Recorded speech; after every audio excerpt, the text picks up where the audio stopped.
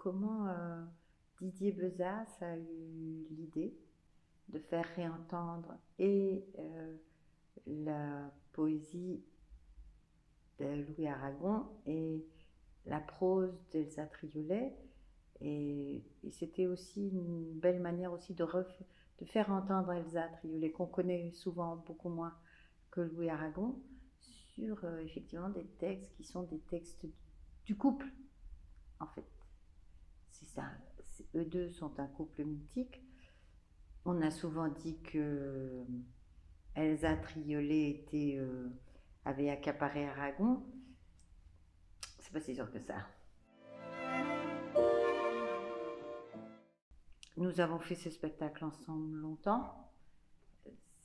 Ça faisait comme ça deux voix et c'était plus qu'épatant. Un jour de palme, un jour de feuillages au front. Un jour d'épaules nues, où les gens s'aimeront. Un jour comme un oiseau sur la plus haute branche. Et le plus simplement du monde, il y aura la jeunesse d'aimer. Alors, le problème, c'est que Didier, il a décidé d'aller parler directement à Louis Aragon et à Elsa Triolet, donc je me retrouve toute seule, mais je vais essayer de rendre compte des trois, c'est-à-dire des auteurs et de ce metteur en scène, acteur formidable qui était Didier Bezas. Il y a vraiment eu entre eux une entente intellectuelle, une entente amoureuse, une entente politique. Oui, voilà, c'est un couple de référence, qu'on l'aime ou qu'on l'aime pas au demeurant. Mais ce sont deux très grands auteurs et ça vaut le coup de venir entendre. Je refuse ce terme de remuse. Je pense que c'était quelqu'un... c'est Aragon qui en a fait si vous voulez, le sujet de beaucoup de ses poésies. Mais comme elle disait très bien, Aragon m'a fait de l'ombre.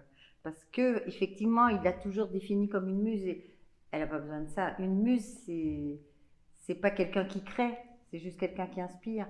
Elsa Triolet, elle crée beaucoup, beaucoup, beaucoup. Et je pense que c'est aussi presque l'émulation de ces deux personnes ensemble. Parce que les choses se fondent au fond, et votre vie quotidienne et votre vie créatrice, tout ça se mélange, ça fait un mélange un peu, des fois explosif, mais en tout cas ça vous fait avancer. Et puis alors, aujourd'hui, sur le couple, vous voyez, pouf, il y a beaucoup à dire, mais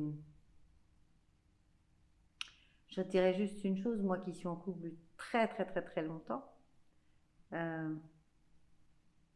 il faut avoir de bonnes chaussures pour marcher. Mais il ne faut pas s'arrêter de marcher. Parce que ça vaut le coup.